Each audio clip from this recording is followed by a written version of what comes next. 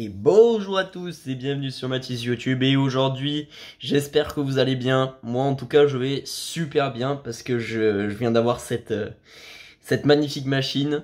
Je l'ai eu il y a quelques jours déjà, hein, même il y a plus d'une semaine quand la vidéo va sortir. J'ai eu la chance de trouver à un prix très abordable, c'est-à-dire 50 €. Ce magnifique, alors non, ce n'est pas un Power Mac G5, hein, c'est un Mac Pro, voilà, au moins tous les doutes sont écartés. Je ne confonds pas les deux modèles, sachant que le G5 n'a qu'un seul port d'extension, pas port d'extension, port lecteur DVD. Et il y a un petit peu différent à l'intérieur. Alors au départ, j'avais tellement envie d'un G5, vous pouvez pas savoir comment c'était l'ordi que j'avais envie d'avoir depuis tellement longtemps. Depuis 3 ans, hein, pour de vrai. Mais après avoir demandé l'avis à des collègues qui s'y connaissent un petit peu, et qui avaient déjà eu des G5 également, on m'a dit, attention, n'en prends surtout pas, parce que ça claque pour un rien, et c'est pas puissant par rapport à un Mac Pro. Donc là, c'est la version 2.1, celle que j'ai. Alors oui, on m'a dit que le G5, c'était pas un bon compromis, tout simplement parce qu'il n'y en avait pas déjà dans ma région. Le premier que j'ai vu qui était un prix abordable, il était à 1 heure de route de chez moi. C'était un biprocesseur un biprocesseur, je connais plus le modèle ni les gigahertz, mais bon. Et on m'a dit, attention, les doubles processeurs chez Apple, c'est condamné à claquer. Donc du coup, ce qui m'a poussé à prendre celui-ci, qui est également un double processeur, mais attention, pas un double PowerPC. Parce que le PowerPC G5, on l'avait également en double dans certains modèles de Power Mac G5. Voilà, donc le biprocesseur BiPowerPC, plus précisément. Et il faut savoir que le BiPowerPC est condamné littéralement à mourir. Hein. C'est comme dans celui de mon G4 Quicksilver, qui est mort récemment. Le double PowerPC, quoi qu'il arrive, c'est quelque chose qui est condamné à mourir. Donc voilà, j'ai également un collègue auquel c'est arrivé. Enfin bref, il avait déboursé 50 € et 50 € pour rien malheureusement. Mais bon, ce sont quand même des machines vachement jolies. Et quitte à l'avoir juste pour le style, bah du coup j'ai pris un Mac Pro. Donc Mac Pro 2.1. D'une parce qu'il était plus près de chez moi. Il était un poil plus cher mais ça allait. De 10 € plus cher. Alors, je sais pas s'il y a réellement plus de différence que ça niveau boîtier. Alors celui-ci, je sais qu'il est un petit peu abîmé. Par exemple, on a une bosse ici, et vous allez voir, il est bancal, hein, malheureusement, ça c'est le plus dérangeant. Et il y a également une belle rayure sur le côté du PC. D'ailleurs, en parlant de côté, on va s'amuser à l'ouvrir, tiens. Alors, c'est comme le Mac Pro, on a une petite tirette juste derrière. Voilà. C'est comme le G5, pardon, pas comme le Mac Pro. Voilà. Donc on a Franchement, j'en reviens toujours pas de l'intérieur, hein. C'est juste magnifique. Prenez un PC de la même époque, ça c'est environ 2012. Le mec dans l'annonce mettait environ 2012 pour ce Mac Pro. Et prenez un PC de 2012, admettons. Prenez alors le premier qui me vient, un Fujitsu. Un Fujitsu de 2012, vous aurez des câbles qui pendent dans tous les sens, pas forcément bien rangés et tout. Là, il n'y a rien du tout.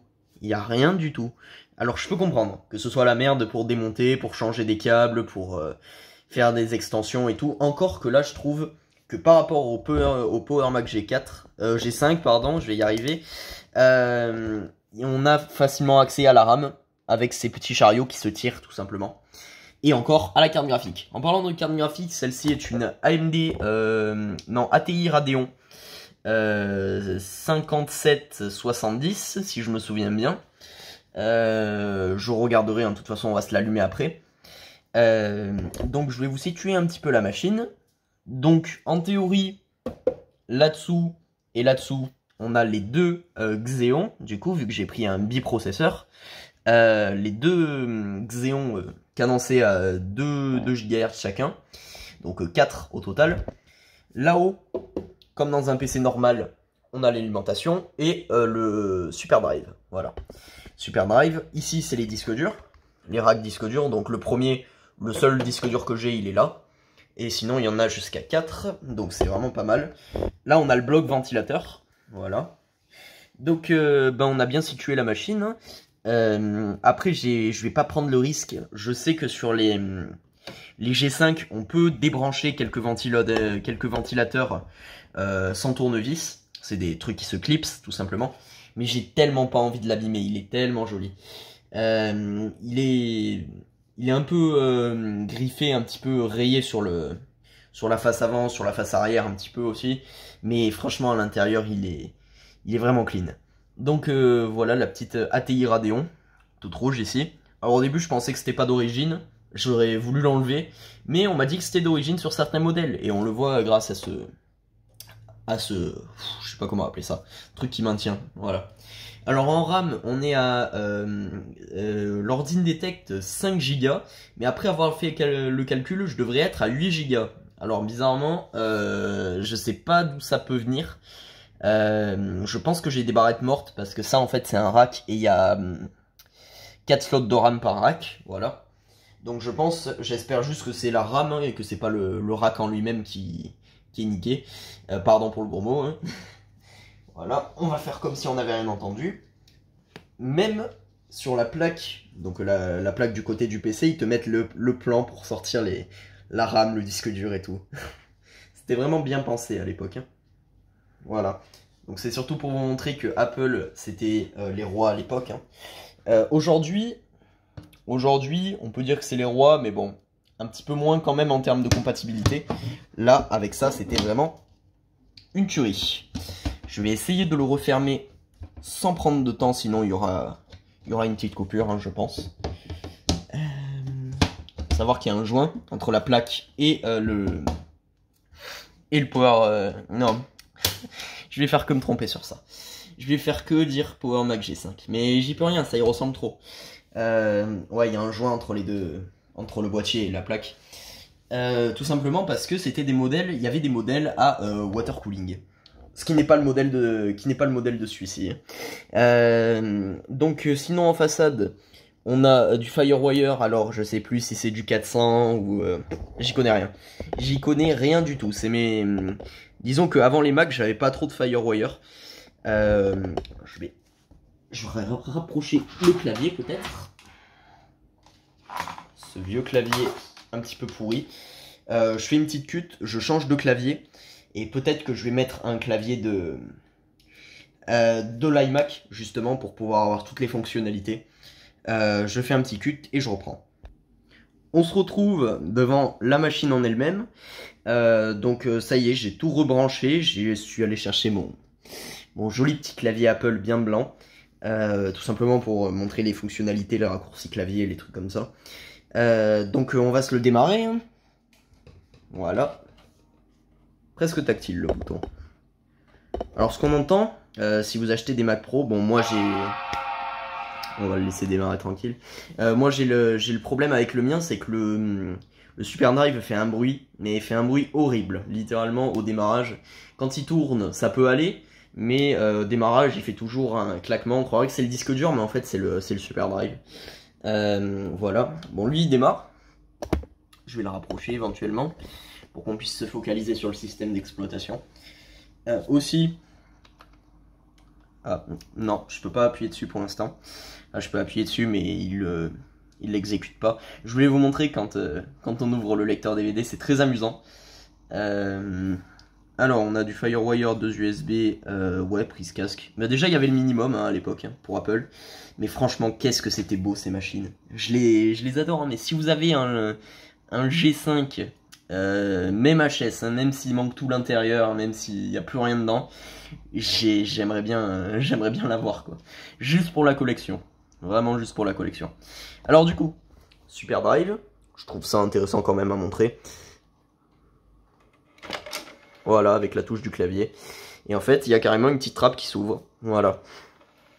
Donc ça, c'est vraiment pas mal. Après ça se referme, hein, bien évidemment. Alors, système d'exploitation. Non, à propos de ce Mac en premier.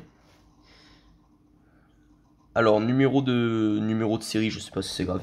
Alors, on est sur un OS X Yosemite, j'espère que je prononce bien, Yosemite, je sais pas du tout.